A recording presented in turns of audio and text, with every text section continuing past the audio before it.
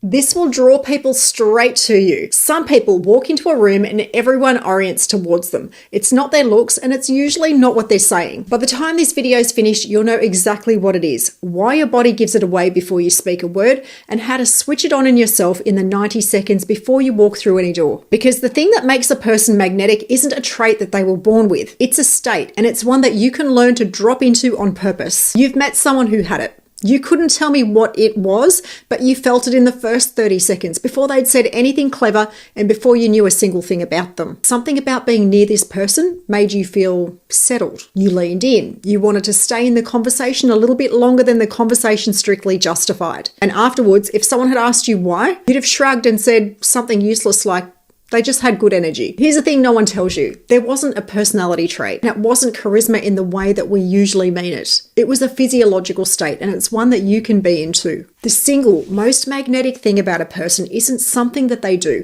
It's not the right line, the right outfit, or the perfectly timed joke. It's the state that their nervous system is in when they walk into a space. And once you understand that, you can stop trying to perform your way into being attractive, which, let's be honest, has never once worked for anybody, and start doing the one thing that actually draws people straight to you. As per usual, there's something that you have to understand first. Don't skip this part because the rest might not land, so just stay with me for a moment. Your brain is the threat detection machine before it's anything else. Long before it decides whether it finds someone funny or interesting or attractive, it's running a much older, much faster question underneath everything.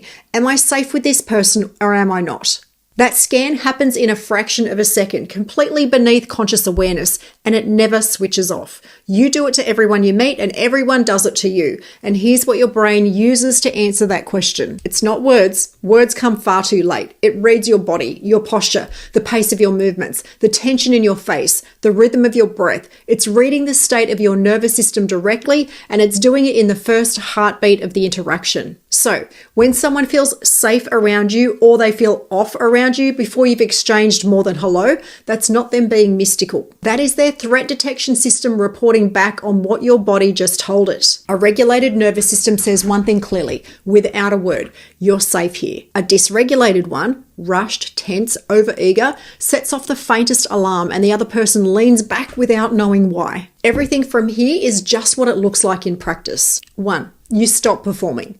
The first thing that a regulated nervous system does is take away your need to perform, and this changes everything about how you land in a room. Think about what performing actually is. It's the rush to fill every silence. It's entertaining, over-explaining, laughing too fast, following up your own joke with 3 more in case the first one didn't land with them. It's that slightly frantic energy of someone who's working very hard to be received well.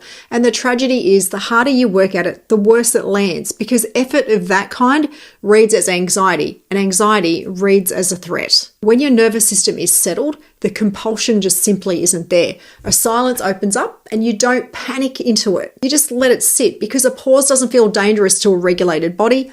It feels like breathing room. You're not auditioning for the other person's approval, so you're not scrambling to earn it. And that ease is magnetic because it tells the other person something that their brain finds deeply reassuring.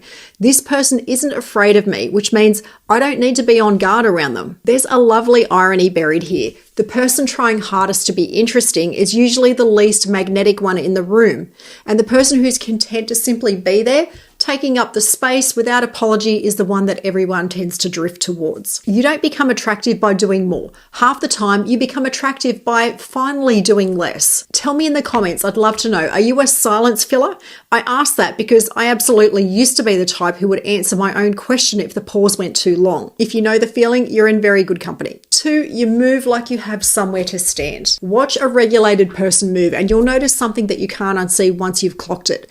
They're not fast, they're not slow in a theatrical, look how calm I am way. They're just deliberate. They're unhurried. Their movements have a settledness to them, as though there's no emergency anywhere and there never was. This matters more than it sounds because pace is one of the loudest things that your body says. Rushed, jerky, over quick movements, that is the physical signature of a nervous system in mild alarm. The body's bracing, hurrying to get somewhere safer. And we read that instantly in other people. And we read it as either anxiety or a need to please, neither of which pulls anyone towards you. Slow, intentional movement, that says the opposite. It says, nothing here is a threat to me. I have time. I'm not scrambling for anything. And a body that isn't scrambling is a body that other people trust. It also, whether you mean it or not, communicates self-worth.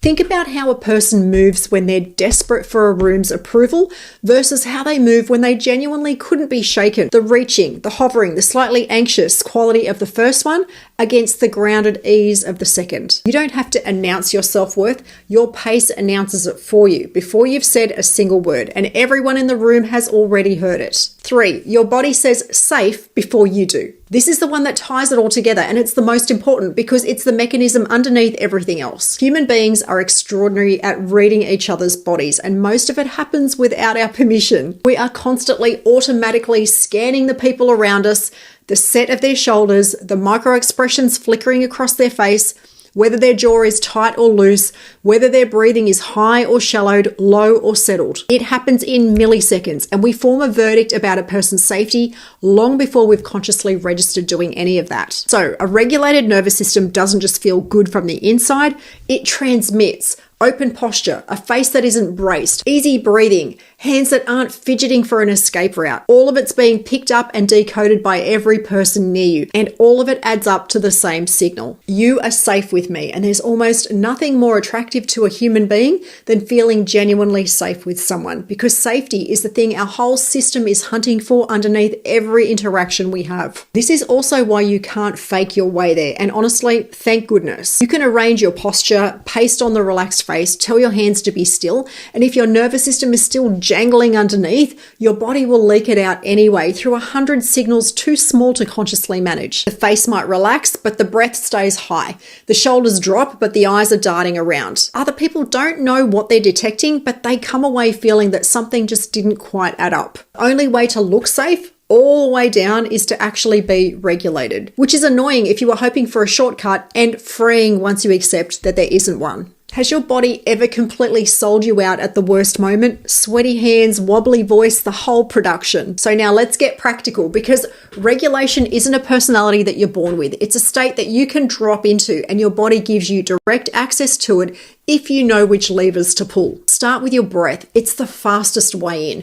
When you're activated, your out breath shortens. So before you walk in, deliberately make your exhale longer than your inhale. Breathe in for a count of 4 and out for a count of 6 or 7. Do that for a handful of rounds. The longer exhale is not a wellness cliche. It directly tells your nervous system that the threat has passed and it's safe to stand down. 90 seconds of doing that can genuinely change the state that you walk in with. Then get out of your head and into your body, because regulation lives in the body, not the mind. Feel your feet on the floor. Feel the weight of yourself actually being held by the ground. Drop your shoulders down from wherever they've crept up to.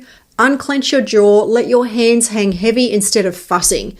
You're not performing calm, you're giving your system the physical cues of safety so that it produces the real thing. Here's a reframe that does the most work of all. Before you go in, shift your goal from being received well to being genuinely present, from please let them like me to let me actually see who's in front of me. The first goal activates you because it hands your entire sense of safety to someone else's reaction. The second one settles you because it puts you back in charge of your own experience.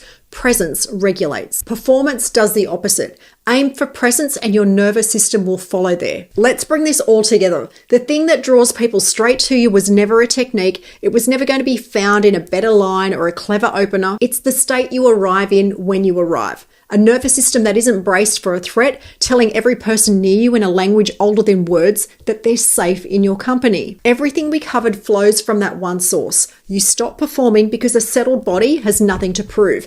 You move with ease because nothing feels like an emergency. And your very presence signals safety because your body is broadcasting your inner state whether you like it or not. You don't have to manufacture any of it. You just have to regulate and then get out of your way. Here's what I want to leave you with. Stop asking how to be more impressive and start asking, how do I be more settled? Because the most magnetic version of you isn't the one that's working the hardest to be liked. It's the one who walks in already at home in their own skin and lets everyone else feel it the moment you do. Regulate first. The magnetism takes care of itself. Please like this video if you liked it. Please subscribe if you're not already. That helps me to make more videos for you, and I will see you in the next one.